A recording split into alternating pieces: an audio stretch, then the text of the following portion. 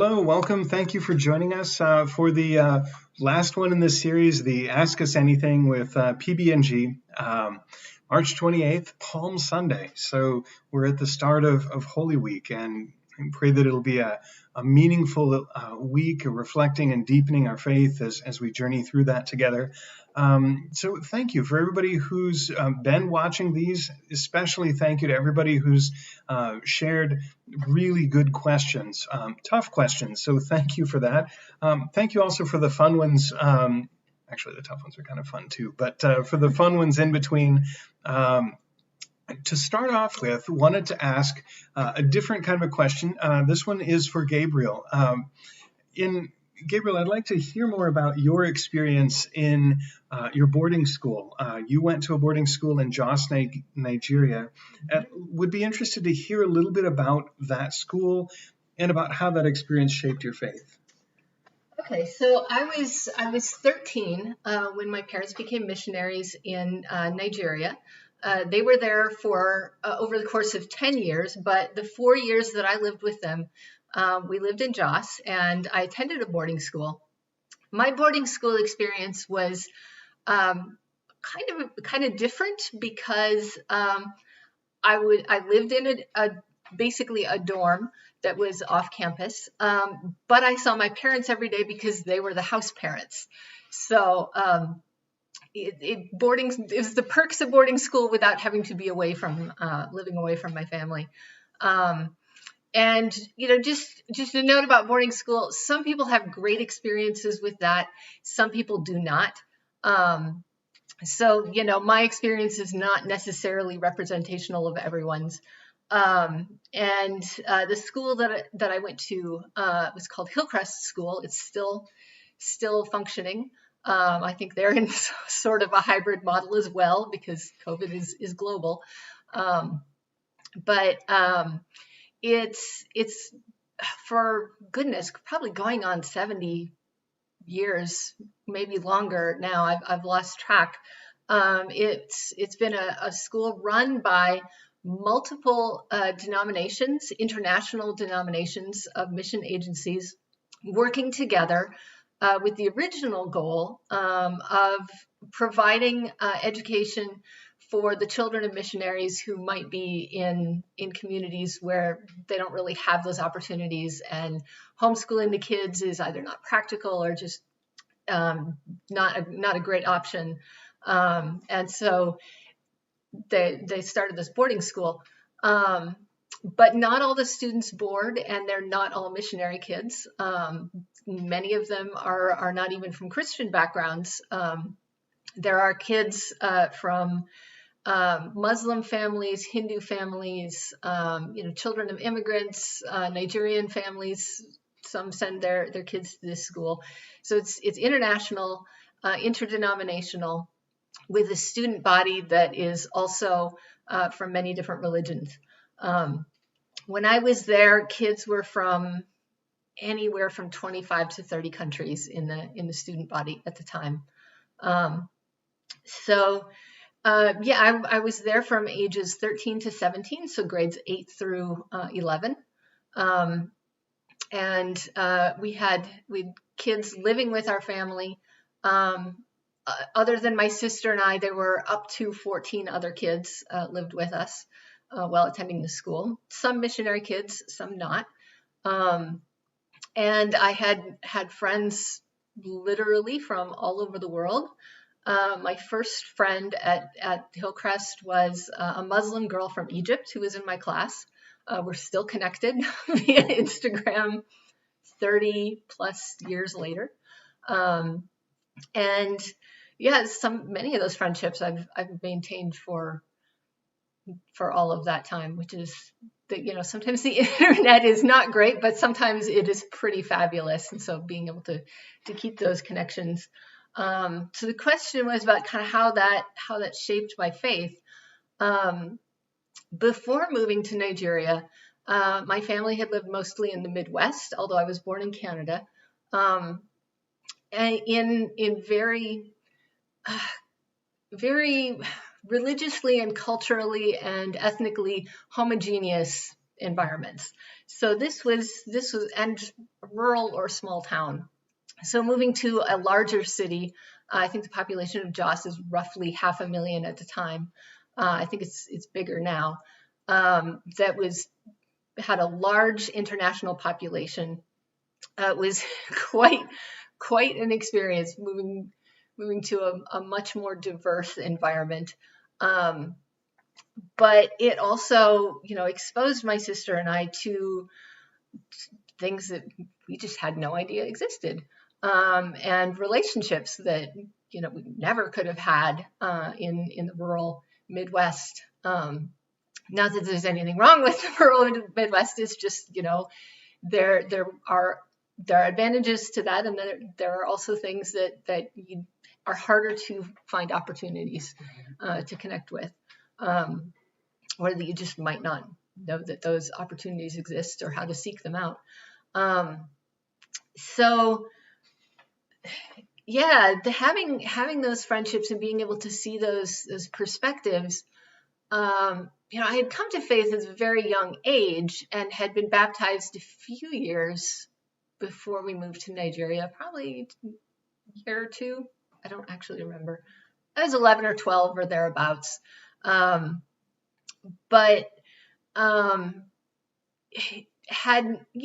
had friends at that point who were Lutheran or Catholic or Methodist. But the idea of having friends who were Buddhist or Muslim or Hindu was completely foreign. And, that those religions were very abstract to me.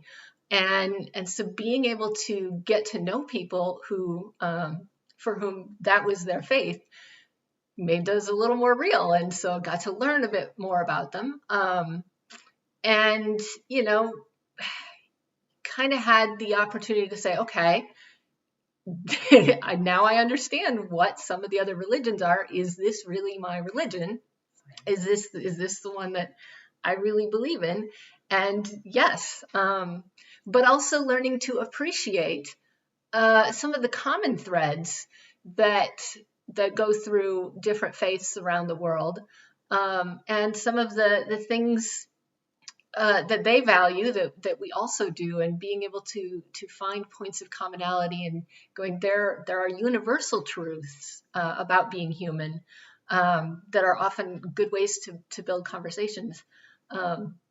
Another great thing about the environment of Hillcrest was, growing up around people who are from so many different backgrounds. You kind of become more comfortable with asking questions about other cultures and other traditions, other religions. And, I found as an adult that people that I grew up with who are not Christian are often much more open about talking about their faith or my faith, talking about faith in general, than people who grew up in an American context where they didn't necessarily have that religion is absolutely not a taboo subject in many parts of the world, or in contexts where there are more differences. It's not necessarily impolite to talk about religion. It's actually very common to do so. So yeah. Thank you. Do you feel like I answered that?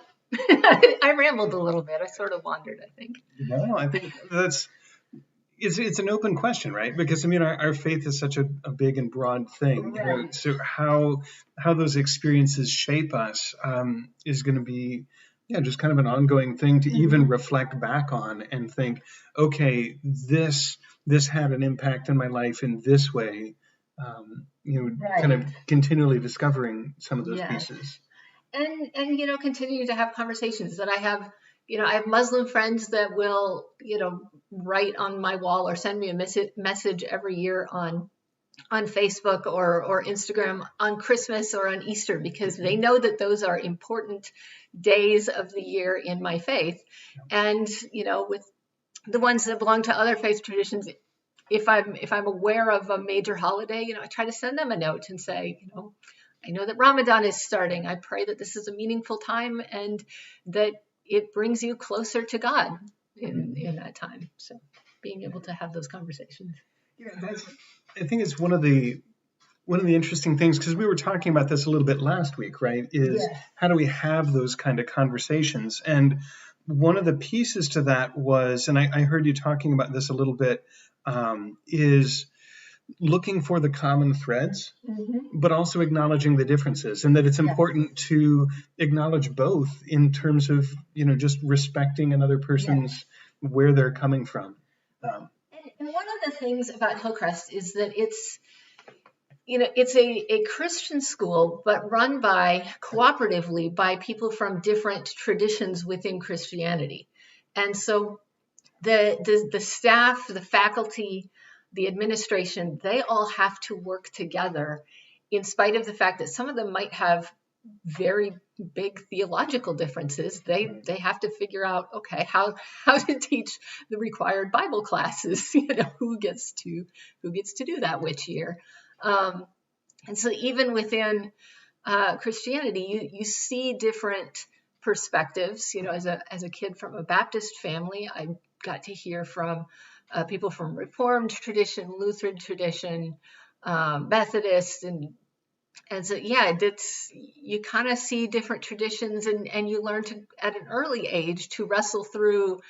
This is not how I learned it, in Sunday school. Like, how do I feel about this? And dig into things a little bit more. And why do I believe what I do? And where are they coming from? And so, you kind of learn to do that as a kid.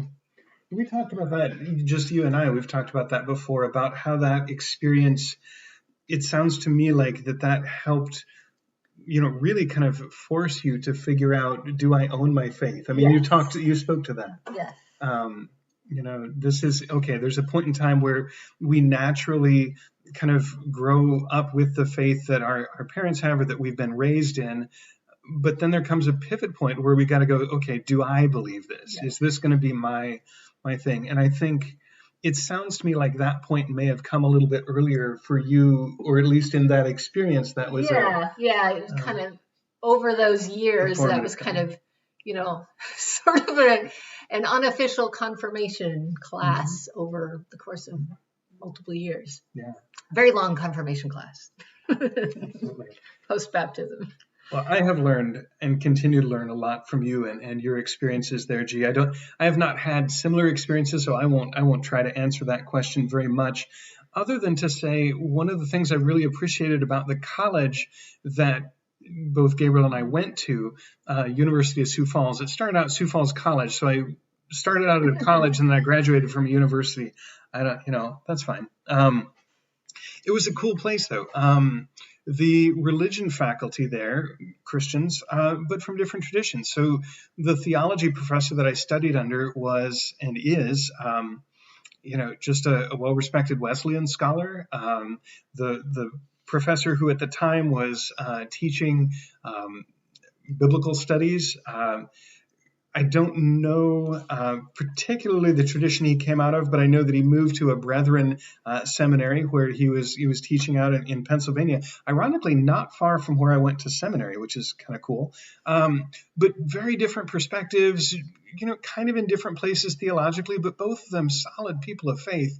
And one of the things I really appreciated about that was they, and by and large, the school, with exceptions, the school really modeled a sort of a generous orthodoxy, if I can borrow that phrase from Brian McLaren, which I really appreciate that piece of what he said, looking for what we can learn from different traditions. And I think that has been something that has been really important to me over the years of looking for the pieces of wisdom that have emerged over the centuries and millennia of Christian history, people working out what faith looks like, and just not assuming that our branch of the Christian tree has found the be-all, end-all of everything, but that we continue to be able to learn and we continue to be able to give to others in the broader Christian community. So that's, That would be what I would say to that. I don't know. Do you want to say anything about USF or your experience there? Yeah, USF was. I think I had some of the same religion professors, although my major was different, so I had a lot more English professors. But yeah, definitely had very good experiences with them, and one taught a class on the fiction of C.S. Lewis, which you could opt either to have that as religion credit or literature credit. And so, yeah, learning to read stories in general through the lens of your faith, but particularly the works of C.S. Lewis. Wonderful. One of the comments, some people never really hit that kind of experience until they take philosophy in college. I think that's a really interesting reflection, right? Because and there's no blame in that. I mean, it's not that we all have those kinds of opportunities. I didn't have the kind of opportunities that Gabrielle had to do that. And, that's just the reality of our different experiences. But I think one of the challenging things can be is that if we've never been around people who think differently to us, until we hit that point, it can be very disorienting. Right? And, I'm actually, talking to you. Your experience was kind of disorienting at first. It seems like, the culture shock. You spoke to that of just being dumped into big city, different country, that can. And my first day of school, the day that I made my first friend, or, it was kind of the other way around, actually. Some retired missionaries before we moved to Nigeria had visited us and shown us pictures of Jos, which was lovely and helpful. And they gave my sister and each 5 naira, which at the time was like, I don't know, 70 cents probably. It's the exchange rate changes. But the first day of school, I was standing in line for the kosei lady. The kosei is like a hush puppy. Yeah, it's street food. And, at break time, everybody lines up to buy street food. And I'm standing there going, it smells really good. I have no idea what any of this food is. I have 5 naira. I have no idea how much that is worth. No idea. I don't know how to do any of this, but I kind of want a snack. So I just kind of stood in line somewhat helplessly and must have looked fairly helpless when someone behind me said, "You look lost. Do you need help?" Oh my goodness, yes. I must have looked pretty helpless. But yeah, it was a classmate who just recognized that I was new and obviously out of my depth trying to buy a snack, and walked me through, this is what this is what it costs, this is how much you get, this one's really yummy, you should try it, and get it with hot pepper sprinkled on it. It's amazing. And we've been friends ever since. So. It all speaks to the power of just being a person of peace. Yes. Being aware of the people around us that might need that. Well, we have a second question that appeared in the chat. Do we think our spiritual gifts are static or changing over the years? Yeah, that is a great question. So different people will parse this a little bit differently. And I think it's important to take it for a grain of salt, right? Because when we talk about spiritual gifts, oftentimes we're looking at the kinds of things that are specifically mentioned in Scripture. There's like a list of, Paul will list different ones, and things like apostolic, ministry being a spiritual gift, or preaching, or teaching, or healing, or generosity. All of those different things. And then there's fruit of the Spirit, and I think we can be a little bit too.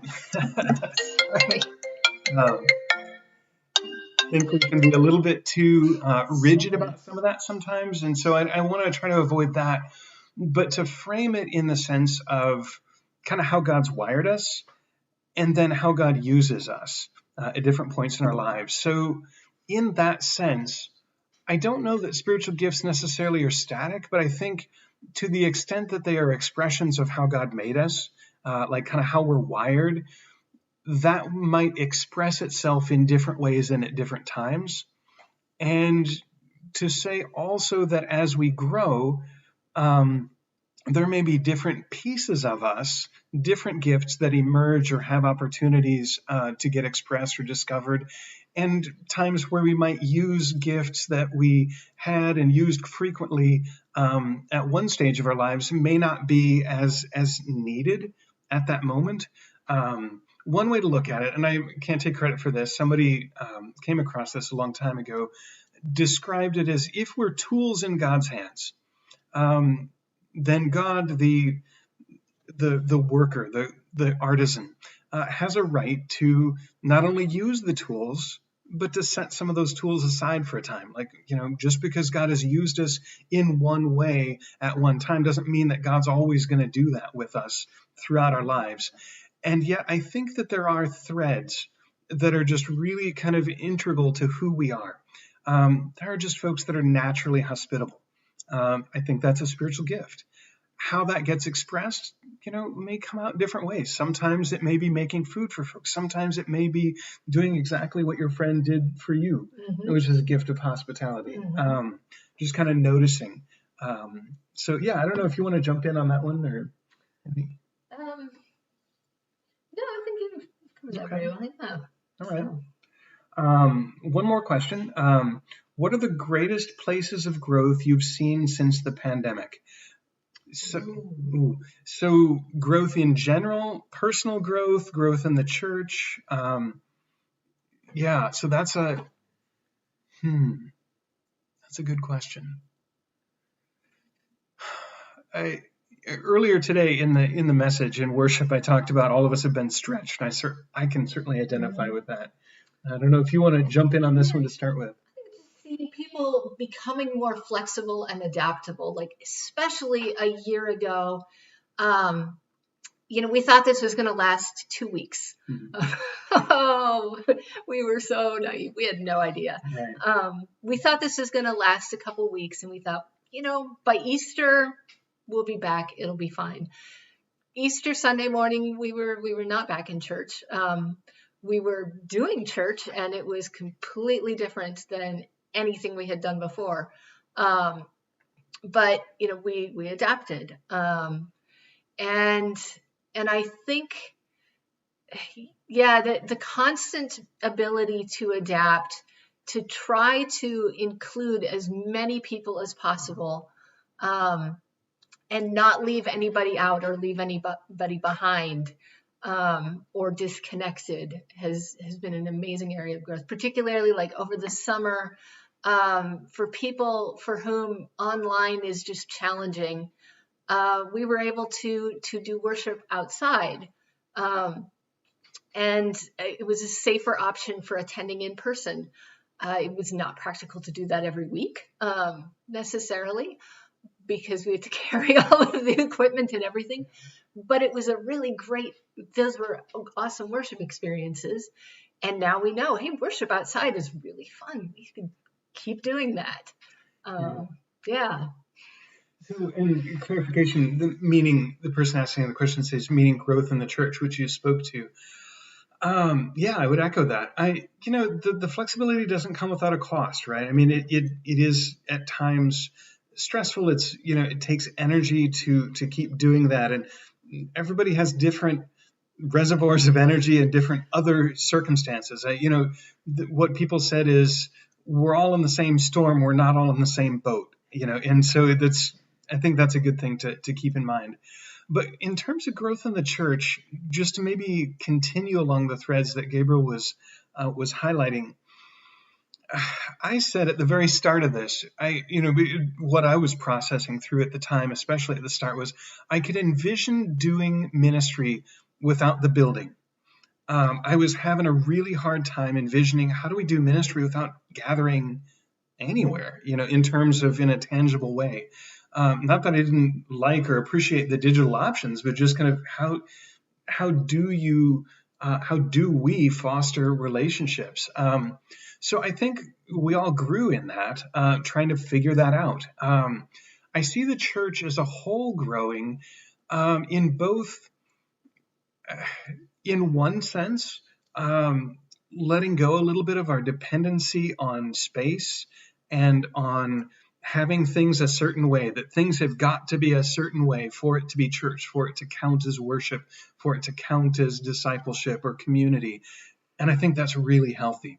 At the same time, I think we've also reconnected with why place is still important. It's not like we just jettison those tangible connection points that can speak to us of belonging, of safety, of connection, all of those sorts of things. So I think that one of the growth pieces is learning to let go of some of that, but also how we creatively value it and how we try to provide access to those kinds of connection points. I appreciate, frankly, sometimes we tend to argue about things that are not in ministry, in church, in general, anywhere, any place. This is not a First Baptist thing. Sometimes we major in the minors. We make really big deals out of things that may feel absolutely central to us, but in times like this, we realize, you know what, there are actually bigger fish to fry. There are more central core things that we have to make sure that we're staying connected to. And I think one of the growth points is working through what those are and how we try to stay connected to those. And I think that's really important, especially as we try to move forward into this new time, as we do have, God willing, more options continuing to open up, and more importantly, a healthier, safer environment for folks. All of those things that we're looking forward to. That's going to be real important to take some of those things that we've grown and learned. So other points of growth, we've learned that our circles are a lot bigger than we thought. And, just seeing about people who've connected with us that we had no idea were connecting online or watching. Gabriel, you had relatives from Canada watching the worship service this morning. So, an aunt in another country, in another time zone, was in church with us this morning. So yeah. I don't remember the last time I got to go to church with my aunt. So when we talk about these things sometimes glibly, and I think our Orthodox brothers and sisters, it was interesting when we were in Greece visiting a monastery, a Greek Orthodox monastery. They talked about the communion of saints, the community of that monastery, including the monks who were living there, as well as those who'd passed on, and realizing, hey, in God, we are all still one community, even though we can't all, you can't have that kind of community and relationship the way that one day we will in the kingdom, but it doesn't mean we're not connected. In a weird way, there's pieces to that here. We mean it when we say we are one community that's worshiping, whether it's in person or online, and the challenge for us in that growth is how do we genuinely reach out to folks and help foster deep community and real relationship and discipleship that continues to draw us deeper in relationship with God and in growth in Christ. So yeah, those are the growth, and the growth presents challenges, which opens up new opportunities for growth. Mm-hmm. So yeah, it's ongoing. Great question. We're not going to exhaust that one, but that would be my first take at that.